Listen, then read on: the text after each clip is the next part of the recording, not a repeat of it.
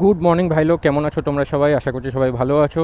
এই তোমরা সবাই জানো যে আমরা যখন বাইক কিনি তখন কিন্তু বাইকের ওয়ারেন্টি হয়। তো কোনো কোম্পানি 2 বছর ওয়ারেন্টি দেয়, কোনো কোম্পানি 3 বছর ওয়ারেন্টি দেয়। আমার এই বাইকে যেমন আমি 10 বছরের এক্সটেন্ডেড ওয়ারেন্টি করিয়েছি, যদিও তার জন্য আমাকে কোনো এক্সট্রা পেমেন্ট করতে হয়নি, তখন একটা অফার চলছিল। তো আজকে আমি দুটো এরকম জিনিস এই ভিডিওতে আলোচনা করব যেগুলো করলে ওয়ারেন্টি ভয়েড হয়ে যায়।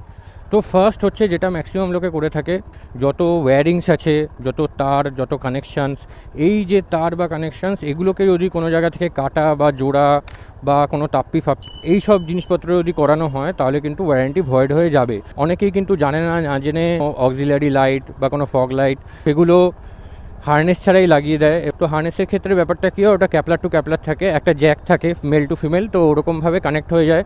সুতরাং কোনো ওয়্যারিংস কাটাছেড়া করতে হয় না। তো সুতরাং যখনই তোমরা কোনো অক্সিলারি লাইট বা কোনো ফগ লাইট লাগাবে অবশ্য করেই হার্নেস ইউজ করো। তোমরা যদি এমনি নর্মালি ফগ লাইট কোনো ওয়্যারিং কেটে বা কিছু করে জোড়া লাগিয়ে লাগাতে যাও তাহলে কিন্তু সেটা তোমাদের ওয়ারেন্টি ভয়েড করে দেবে বাইকের। আর আরেকটা যে কারণ আছে, যে কারণে ওয়ারেন্টি ভয়েড হতে পারে, সেটা হচ্ছে টাইম টু টাইম সার্ভিস। তো যেমন আমার এটা এখন পেড সার্ভিস চলছে, আমার এটা সিস্টেম হচ্ছে 5,500 থেকে 6,000 কিলোমিটার অর 6 মাস, হুইচ এভার কামস ফার্স্ট আমাকে গিয়ে সার্ভিস করিয়ে নিতে হবে। ধরো তোমার 5-10 দিন লেট হয়ে গেল বা 500 কিলোমিটার তোমার বেশি চলে গেল, সেগুলোকে কথা বলে ম্যানেজ করে নেওয়া যায়।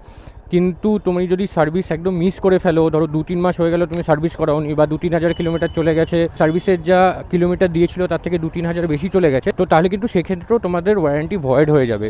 সুতরাং এই জিনিসগুলোকে একটু খেয়াল রাখবে, কারণ এই ওয়ারেন্টিটা অনেক কাজে লাগে। বিশেষ করে তোমার বাইকে যদি কোনো ইলেকট্রনিক্স কিছু খারাপ হয়, ইলেকট্রনিক্স বলতে যা যা আছে, যে কোনো সুইচ বা মিটার, এগুলো পুরো ইলেকট্রনিক্সের মধ্যেই পড়ে। তো এগুলো কিন্তু খারাপ হয়ে গেলে পুরোটাই ওয়ারেন্টির মধ্যে ক্লেম হয়ে যাবে এবং ফ্রি অফ কস্ট তোমার চেঞ্জ হয়ে যাবে। হ্যাঁ, বাইক হয়তো তোমাকে 5-7 দিন রাখতে হতে পারে, বাট তোমার কোনো টাকা লাগবে না।